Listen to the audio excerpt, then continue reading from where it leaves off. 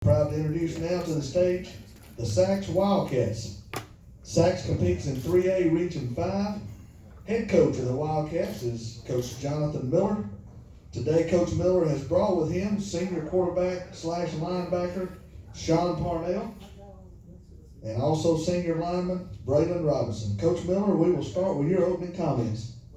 First of all, I'd like to thank the quarterback club of Calhoun County for putting this event together and all the things you do for high school football in this area, so we appreciate you. As far as our team goes, this is a season that, we've kind of been pointing to for a while, just for the simple fact that we have a big senior class for us. We have 14 guys, and the majority of those 14 are going to be able to play, so for us it's a big group, and a lot of these guys have started for 3 years. Some will be their second year starting, but we've got experience. Obviously, we play in a tough region, but I think that it's definitely something we've been looking forward to, and for these guys to be able to get the opportunity to get out and show what they can do on Friday nights and compete in a very, very tough region. First question, Coach. Coach, I kind of know you yourself and your players over the last year and a half or so, and I noticed the team getting better and better. But really, when you guys went down there with Central Clay, I think it opened up a lot of people's eyes around the state in that Jamboree game. The way y'all competed there, and you were actually shorthanded. Can you talk about that game and that experience and what it did from a confidence level for you guys? Well, I think it was important for us to compete against a quality team and see where we're at, so we can know where we're at and where we need to go. Especially, for us with, us hoping we can, get in the mix, maybe to compete for a region championship or make a run in the playoffs again.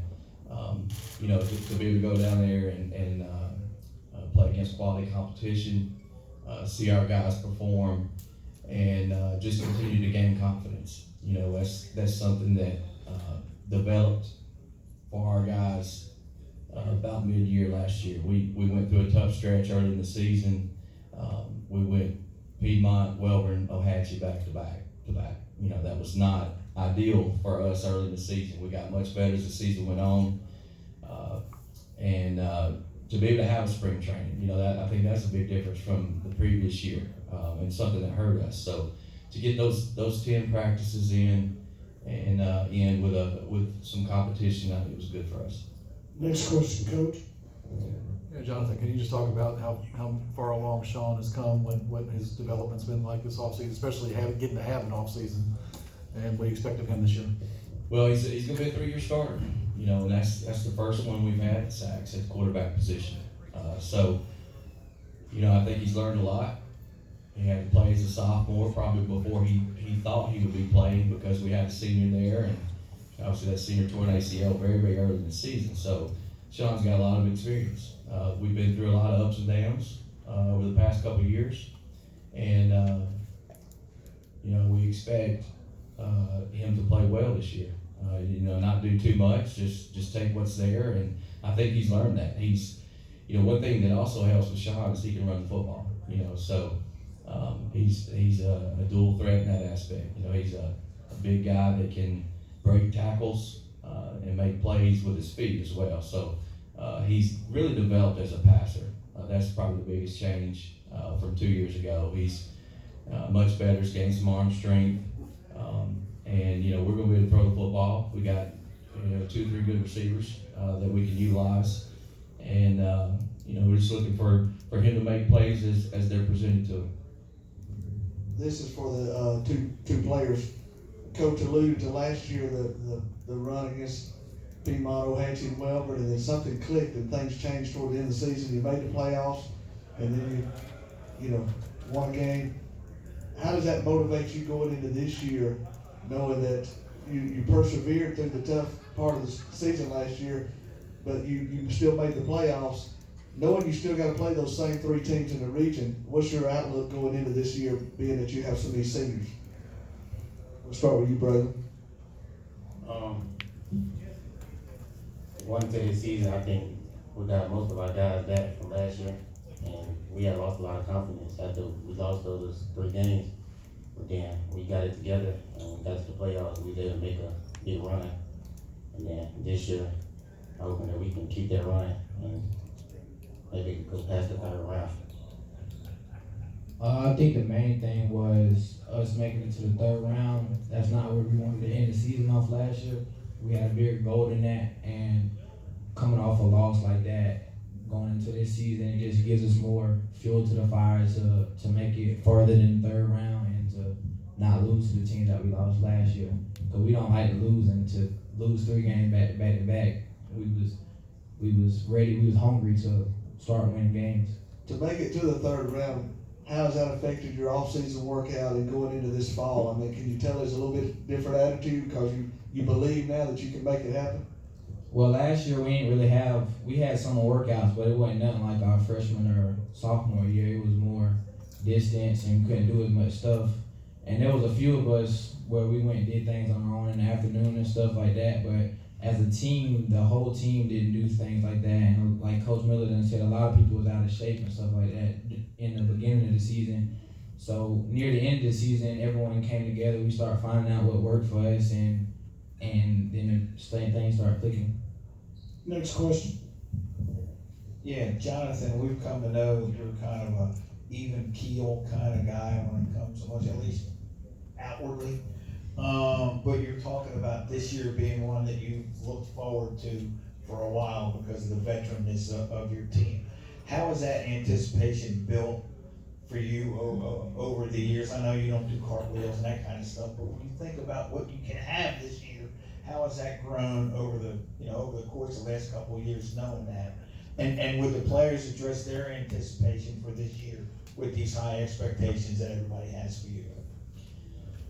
Well, this is not going to be probably the most talented team we've ever had at Saks, but it's talented enough. And it's like I tell these guys all the time, that their character is, what can help put them over the top.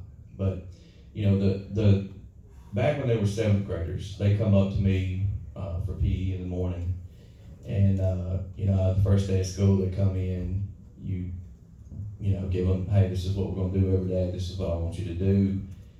And I asked them, gave them very simple instructions, and they came up the next day. I walk in the gym, they're dressed, sitting out in the middle of the floor, ready to go.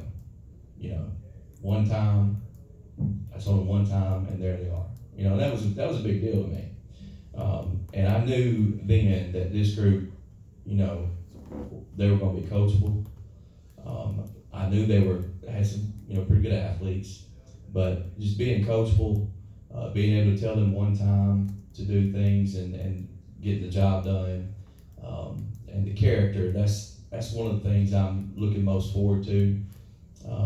High character football team, and those are always fun as a coach, to be able to coach. And then would you guys talk about, how much you're looking forward to? Probably more outwardly smiling than the coach does, but what do you, how much you looking forward to? Well, I feel like all our players, we all have trust in Coach Miller and all the other coaches. We know they're going to do right about us, and they're going to do the things to try to win. And with us, we're just going to take it game by game, listen to our coaches, be coachable like Coach Miller said, and then we should be okay. Like Sean said, we just got to listen to Coach Miller, and through the season, we got to stay together as a team, and we can't lose focus. After those 3 games, after that 3-game stretch, and going into the playoffs, we got to stay together and play as a team. Next question. Yeah, Coach Miller got your schedule up on the screen right now for folks watching at home. And just about everybody knows that at least in the last 10 years or so, if you're going to win a region title, you're going to have to do it pretty much against Piedmont in this group. You've got them at home and you've got them early. I know you like playing them at home, but do you like being able to get them early? Obviously like playing them at home for sure. I think the the thing with playing Piedmont early in the season, that sometimes could play against a team like us, is just their depth. You know, and they play guys one way, and you know, we don't have that luxury. So, you know, what we've tried to do this year is to build, you know, being able to have spring practice and a summer where we could work a little bit more, is try to build a lot more depth than maybe we had at the beginning of the season last year. So, you know, we're going to have to find guys that can make a difference on special teams, and make sure we get our guys enough rest and have quality backups that can, you know, go in for a series or two. And you know, something we experimented with in the spring was just playing Sean and Ricky, our quarterback, running back, you know, only on offense, and that made a big difference for us, I think. You know, because those two guys have turned around and played linebacker for a good many reps during the course of the game. So, for the most part, I think, especially early in the season, we're going to, you know, try to keep those guys playing one way, and hopefully that will help us against a team like Piedmont that has so many guys that can play. Next question, Coach. All right, Coach, you and the players can answer this question. I went out to J.B. Pennington a couple days ago. You guys played them in the second round of playoffs. Coach Cassidy had a lot of great things to say about you guys, and he feels like you guys are probably the front runner to win 3A this year. Having another coach speak so highly of you and your team, how does that make you guys feel? Well, it's a good thing he got to see us at the end of the year, but we were a mess early on. But anyway, you know, it makes us feel good, you know, to be talked about for being in the mix. You know, obviously, you know, there's other coaches in our region that feel like they got a good football team too. So, you know, it's going to be a dogfight, you know, week in, week out. And, you know, there's been a lot of years in this region where the region champ is decided by a tiebreaker, you know, so that's happened several years. So it's tough to go unbeaten. And we know that, you know, history also tells us that usually at least three of the top 8 teams in 3A are in this region, you know, year in, year out, and that makes it tough. But, you know, I think another thing that's going to play into the season is the situation with COVID creeping back up, you know, and the issue with quarantining from classroom contact. That's going to be a big issue. You know, hopefully this thing will die down, but, you know, we're going to have to do a good job of trying to make sure we keep our distance from people. Next question.